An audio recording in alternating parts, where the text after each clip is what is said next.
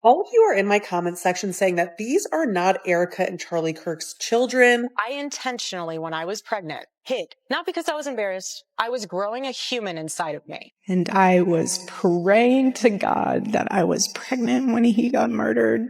Oh, wow. What if the man who was publicly shot D0WN already knew the truth and was already planning his exit? Because according to people who claim to have seen Charlie Kirk's final leaked email, he was preparing to divorce Erika not over politics, not over infidelity, but over serious doubts about the paternity of their own children. And once that detail started spreading, people went back and looked at everything differently. Every interview, every photo, every public moment. And what they found only made things more uncomfortable. Jessica's taking care of Erika's children. She has a 3 and a 4-year-old. I am a single mother. I was divorced when my children were very young. And I know, and I work full time, just like Erika Kirk. So I'm not saying, oh, you can't be a mother and work full time. So don't come in my comments with that bullshit. A lot of us out here work full time and raise kids. There's a ton of single moms out in the world and single dads. 2 weeks after Charlie Kirk's assassination, she was already on the road. Now, before we even get into that email, let's talk about what people have been openly saying online, because the paternity conversation didn't start with the leak. It started in the comments. Thousands of people claiming that the kids Erika presents publicly don't line up with the ages she says they are. The photos that do exist are blurry, partially covered, or oddly inconsistent. And when people started comparing them side by side, the timeline didn't add up. That alone was already enough to make people ask questions. But here's the part people miss. The one piece of supposed proof that was supposed to silence all of it. Erika shared an ultrasound clip. Just one. And instead of putting the doubts to rest, it actually opened up an entirely new set of questions. Because when people looked closely at that clip, Charlie's name wasn't on it. The name listed wasn't Erika Kirk. It was Erika Franve, her maiden name. And here's why that matters. At the time that ultrasound was reportedly taken, she was already married. Which, according to people online who've been dissecting this for months, only deepened the suspicion that something about that pregnancy may not have been what it seemed. Now, none of that has been proven, but the fact that it's being discussed this widely tells you exactly how much trust people have already lost.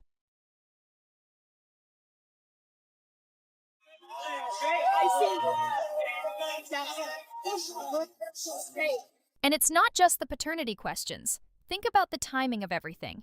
According to reports, just 2 weeks after Charlie's at SSASSINATION, Erika was already back on the road. Press tours, news interviews, public appearances. At one point, she was reportedly throwing merch into a crowd like she was headlining a rally, and people noticed.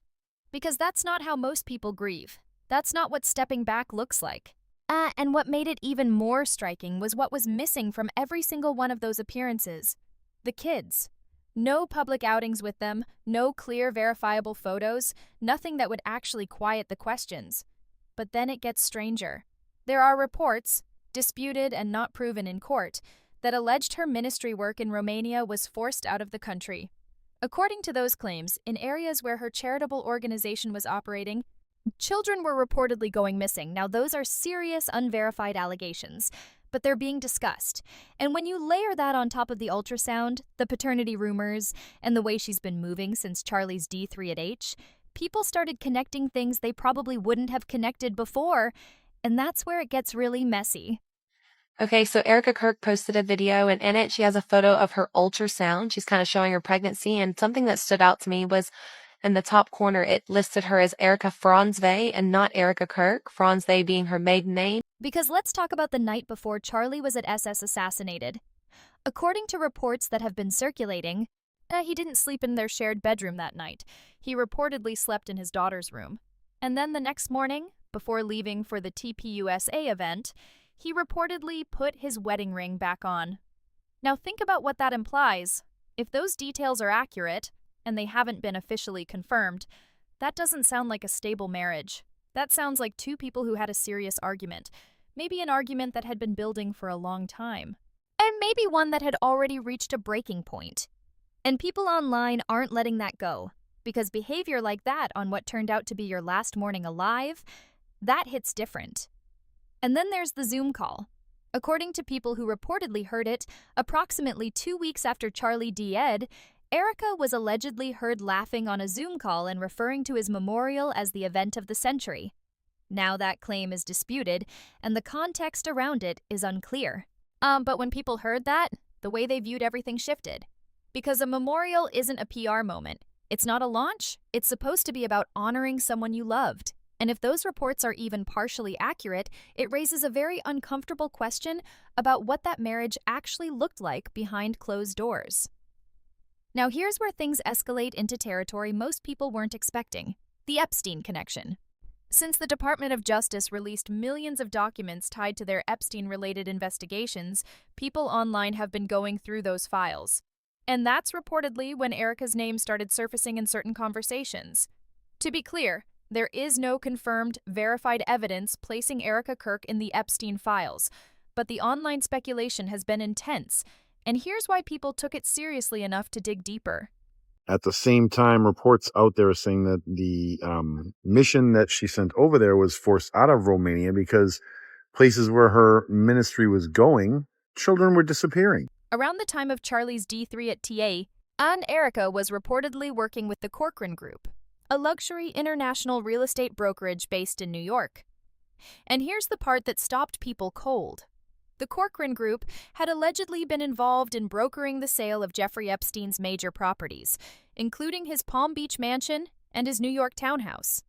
That detail alone set off alarm bells, and then people started asking how she landed that job, according to at least one person who posted about it extensively online, as Erika reportedly had no prior experience in real estate when she joined that firm.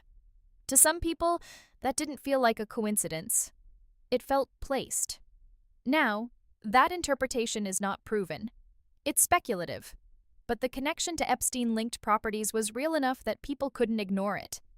And that's when the allegations got even darker. Some online users began alleging, without verified evidence, that Erika wasn't just socially connected to powerful circles, but that she had behind-the-scenes ties that went much deeper. There were even rumors circulating that she was allegedly identified by an eyewitness near a location known as Fort Puka, reportedly just 2 days before Charlie was shot. The same Charlie who, according to people who followed him closely, had reportedly been becoming increasingly vocal about Epstein, loudly and publicly. Whether or not those two things are connected is entirely unproven, but people weren't dismissing it. Years later, she's allegedly recognized by an eyewitness at Fort Huachuca just 2 days before her husband's assassination. Husband who began to voice his opinions about Epstein very loudly and frankly. Some people went even further. There are individuals online who have alleged, and this is disputed, unverified, and not supported by any official investigation, that Erika may have been connected to intelligence circles. Some even claimed she was Charlie's handler, not just his wife. Those claims are extreme. They have not been proven, but the reason they gained any traction at all comes down to her background, because when you actually look at Erika's timeline, as some of it does feel unusual for someone her age, she reportedly launched her charity, Everyday Heroes Like You, at just 17 years old, not 18, not 22, 17. And she wasn't raising money locally. She was reportedly traveling to Romania to work with orphans. And that's where the most troubling allegations about her past come in. Because according to people who have looked into it, Erika allegedly found herself connected to a deeply disturbing scandal involving those same orphans in Romania. Those allegations are unverified and disputed, but they exist, and they've been circulating for years.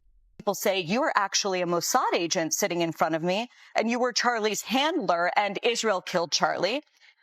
Then there were the beauty pageants, the elite donor circles, the political connections she reportedly built at an unusually young age.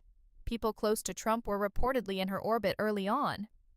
And when you line all of that up, the charity at 17, the Romania Allegations, the Corkran Group, the Epstein-linked properties, and now the leaked email about paternity doubts, people start to see a pattern, or at least they believe they do. And whether that pattern is real or constructed from grief and suspicion is something no one has been able to definitively answer. As a 17-year-old girl goes to Romania to help orphans, somehow finds herself in the middle of a horrific scandal involving those orphans. So now we come back to what may matter most: Charlie's family. because it's been widely reported that his parents and his sister, Mary Kirk, and never fully trusted Erika. That distance was apparently noticeable to people around them. And according to reports, after Charlie died, there were allegedly conversations about Mary stepping in to take a leadership role at TPUSA. That never happened. Erika took the position instead. And at the memorial, the one Erika allegedly called the event of the century on that disputed Zoom call, Charlie's parents and his sister were reportedly not allowed to speak. So Erika reportedly kept the entire focus on herself. And for a lot of people, that sealed it. Because when you take all of it together, the leaked email allegedly showing Charlie was preparing for divorce over paternity doubts, the ultrasound with her maiden name, the questions about the kids, the Romania allegations, the Epstein-linked job, the night he slept in his daughter's room, the way he quietly put that ring back on before he walked out the door for the last time, it stops looking like coincidence. It starts looking like a man who had figured something out, something big enough that he was willing to blow up everything he'd built. And according to the people who've seen that alleged email, he was already past the point of turning back. He just didn't get the chance to follow through. So here's the question I'm leaving with you, and I genuinely want to know what you think. If Charlie Kirk was still alive today, do you believe he would have gone through with that divorce? Or do you think the pressure of keeping that perfect conservative image would have kept him locked in that marriage no matter what he discovered? Drop your thoughts below, because this story is far from over. And the comments on this one are going to be interesting. Erika, please stand.